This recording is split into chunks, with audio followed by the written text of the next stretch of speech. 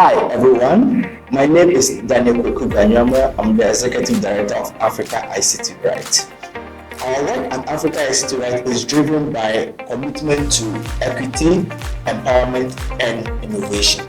This journey started way back in 2005 when I was working for an IT firm, and due to my work, I have to travel to other underserved communities or other rural areas. I came to see the injustice or the digital divide when I saw how brilliant students, or I witnessed firsthand how brilliant students are excluded from the digital opportunity simply because they were born in rural or underserved communities. My name is Sita Pasha, and I'm in charge of planning, executing, and monitoring of projects and programs at the We first locate the need for a lab in the community, and we also think of a place where it's central, whereby when we set up this center, other schools or other students in that community can also benefit. So that's the first step.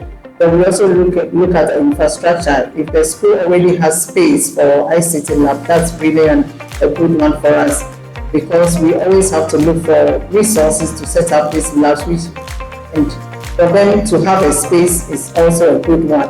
Then we also look at access to electricity. I believe that technology is not a privilege, but a right that every child, youth, student, teacher, and community deserved.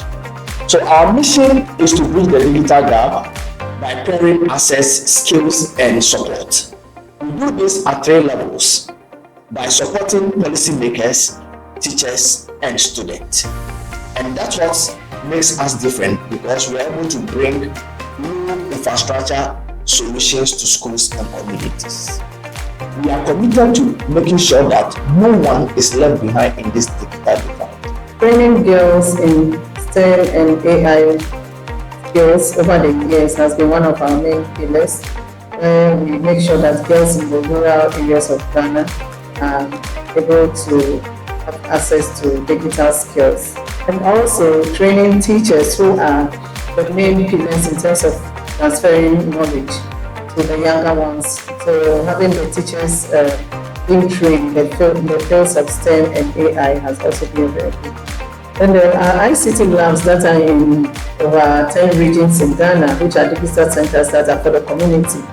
And these centers have over the years trained, giving people in the communities free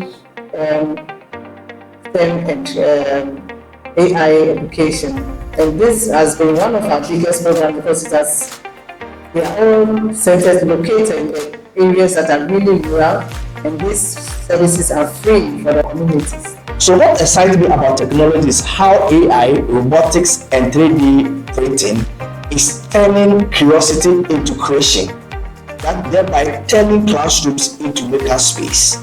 And that is one thing that excites me about the future.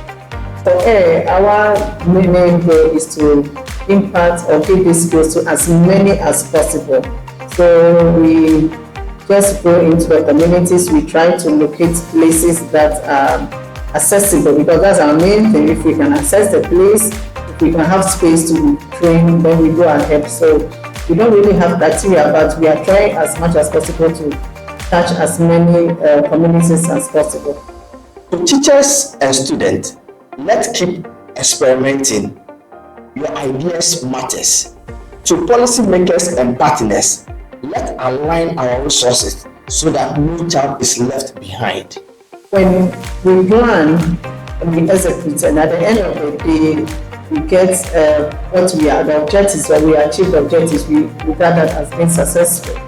So basically, if we plan that we are training 1,000 students over the next 3 months, and we are able to achieve that, then that makes us happy as an organization. At one of our STEM summer camps, we were able to bring 500 students from 29 districts, and most of these students, this was their first time in interacting with computer. And we had one student who said that he thought technology was not for him, but now that he has had experience with this technology, he's going to go back and now impart his colleagues.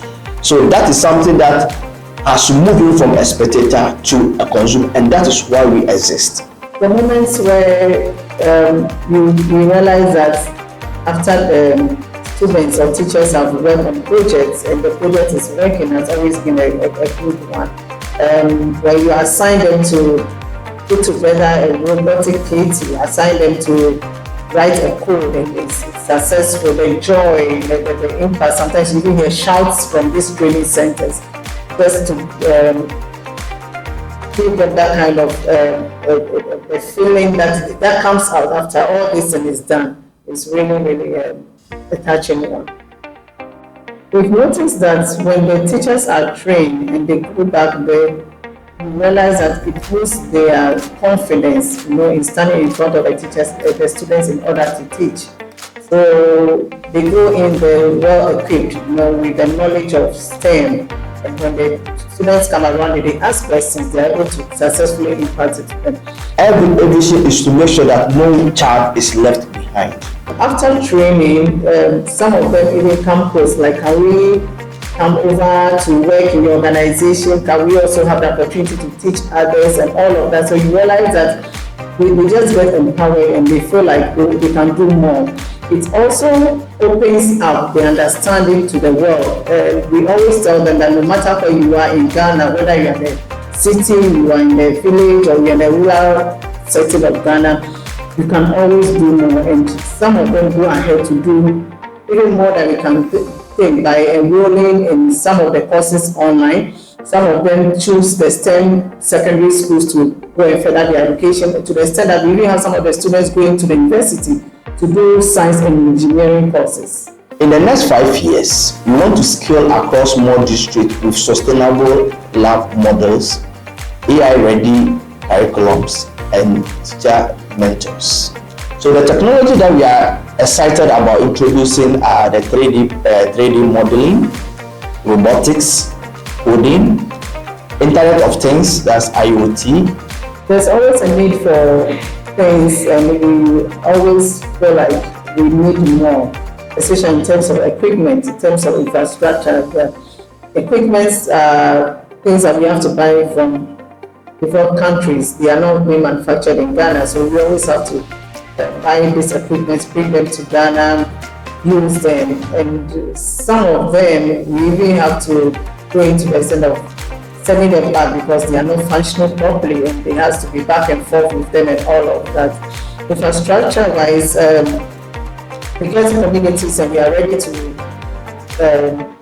train, and we realize that we don't even have electricity in those communities. The space is also not there. We don't have a good environment for the people to be trained in, and access also to the places. Sometimes our cars get stuck because we can't access these places.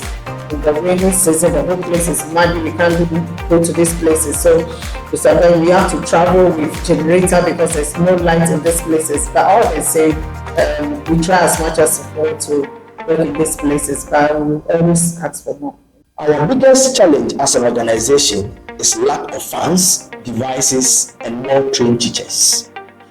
Our budgets are tight, and which make it difficult for us to maintain most of the infrastructure that we put up in this underserved communities.